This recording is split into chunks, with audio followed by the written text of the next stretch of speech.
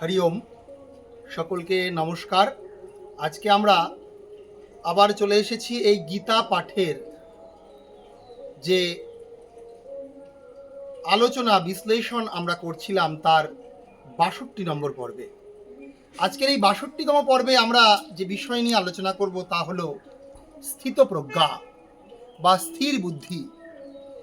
আমরা গতদিন ৬১ নম্বর শ্লোকে জেনেছিলাম, আজকেও সেই অর্জুনের বন্ধু, যে অর্জুন কিনা কুরুক্ষেত্রের রণাঙ্গনে এসে, কুরুক্ষেত্রের যুদ্ধে এসে একেবারে কিং কর্তব্য বিমূঢ় হয়ে পড়েছিলেন, হতাশায় জর্জরিত হয়ে গেছিলেন।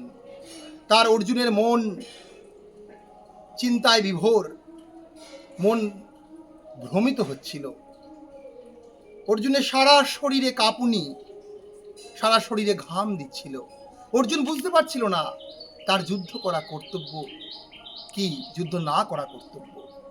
একেবারে সেই প্রথম অধ্যায়ের পর থেকেই সাংখ্যযোগে ভগবান শ্রীকৃষ্ণ বা কৃষ্ণ সখা, অর্জুনের সখা কৃষ্ণ অর্জুনকে নানান উপদেশ দিতে থাকেন।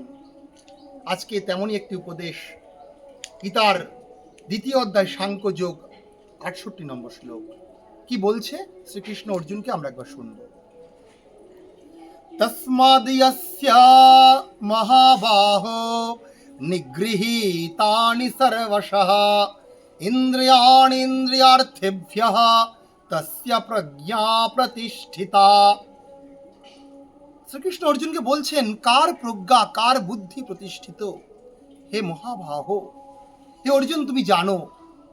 তস্মাৎ সেই কারণে, কি কারণ না, এর আগে তিনি বললেন না, একটা উদাহরণ দিয়েছিলেন তিনি ঠিক তার আগের শ্লোকে, যে কি না, বায়ু যেভাবে নদীতে বহমান নৌকাকে উতাল পাতাল করে তোলে, নৌকাকে ডুবন্ত করে দেয়, নৌকাকে বিচলিত করে দেয়, ঠিক সেইভাবে ইন্দ্রিয়গুলি তার বিষয়ের প্রতি ধাবিত হয়ে বিষয়ের প্রতি তার আসক্তি থেকে আমাদের মনকে চঞ্চল করে দেয়।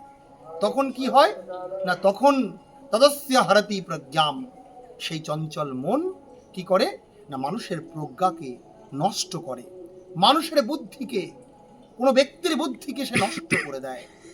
তাই আজকে আমরা এই শ্লোকটিতে সেটাই জানছি যে এই স্থিতপ্রজ্ঞ ব্যক্তি, যিনি যার প্রজ্ঞা স্থির হবে, তিনি কিন্তু অবশ্যই তার মনকে স্থির রাখতে পারবেন, এবং তার প্রজ্ঞা, তার বুদ্ধি যখন স্থির হবে, তিনি ভগবানের প্রতি তার মনকে শরণাগত রাখতে পারবেন। তিনি বুঝতে পারবেন তিনি এই পৃথিবীতে কেন জন্মেছেন, তার জন্মের উদ্দেশ্য কি, এবং এই পৃথিবীতে থেকে তার কর্তব্যই বা কি। সেই জন্য এই স্থিতপ্রজ্ঞ ব্যক্তি, কার প্রজ্ঞা, কার বুদ্ধি স্থির হবে? যিনি না কি বলছেন, তস্মাদ ইয়স্য মহাবাহো, হে মহাবাহো তুমি জানো, যার নিগৃহীতানি ইন্দ্রিয়াণি, ইন্দ্রিয়াণি নিগৃহীতানি, যার ইন্দ্রিয়গুলো, যিনি তার ইন্দ্রিয়গুলোকে নিগৃহীত করেছেন, সংযম করেছেন, সংযত করেছেন।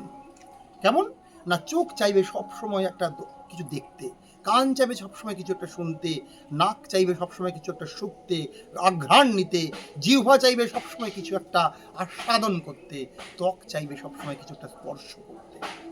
কিন্তু যে ব্যক্তি সেই বিষয় থেকে তার ইন্দ্রিয়গুলোকে নিগৃহীত করতে পেরেছেন, নিগৃহীতানি সর্বশঃ, সমস্ত প্রকার ভাবে, তস্মাৎ যস্য মহাবাহো নিগৃহীতানি সর্বশঃ, নিগৃহীতানি, এর পরের লাইনে কি বলা হচ্ছে, ইন্দ্রিয়াণি ইন্দ্রিয়ার্থেভ্যঃ, ইন্দ্রিয়গুলোকে, ইন্দ্রিয়ের যে অর্থ, ইন্দ্রিয়ের যে বিষয়, সেই বিষয় থেকে তস্য প্রজ্ঞা, তার কিন্তু বুদ্ধি প্রতিষ্ঠিত হবে। এবং তার বুদ্ধি প্রতিষ্ঠিত হলে, তিনি যখন বুদ্ধি স্থির থাকবে, তখন কিন্তু তিনি ভালো করে ভাবতে পারবেন, যেটা আমরা ৬৬ নম্বর শ্লোকে জেনেছিলাম, যে নাস্তি বুদ্ধির অযুক্তস্য, যার মন স্থির নেই সে কিন্তু তার বুদ্ধি হয় না, তার প্রজ্ঞা স্থির হয় না। আবার অযুক্তস্য, যে যার বুদ্ধি স্থির হবে না, তার কিন্তু ভাবনাও থাকে না। অযুক্তস্য না ভাবনা, যার বুদ্ধি স্থির হবে না, তার কিন্তু ভাবনা থাকবে না।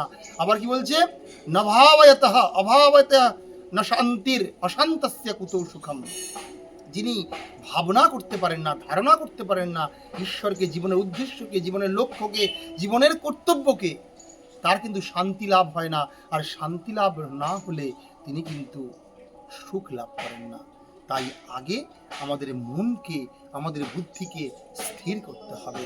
আর এই স্থির করার জন্য কৌশল তিনি কি বলছেন না, তার সমস্ত ইন্দ্রিয়গুলোকে, ইন্দ্রিয়র যে বিষয়, সে বিষয় থেকে নিবৃত্ত করতে হবে। তবেই কিন্তু সেই ব্যক্তি ঠিকঠাক ভাবে জীবনের যে উদ্দেশ্য, সেই উদ্দেশ্যকে লাভ করতে পারবেন।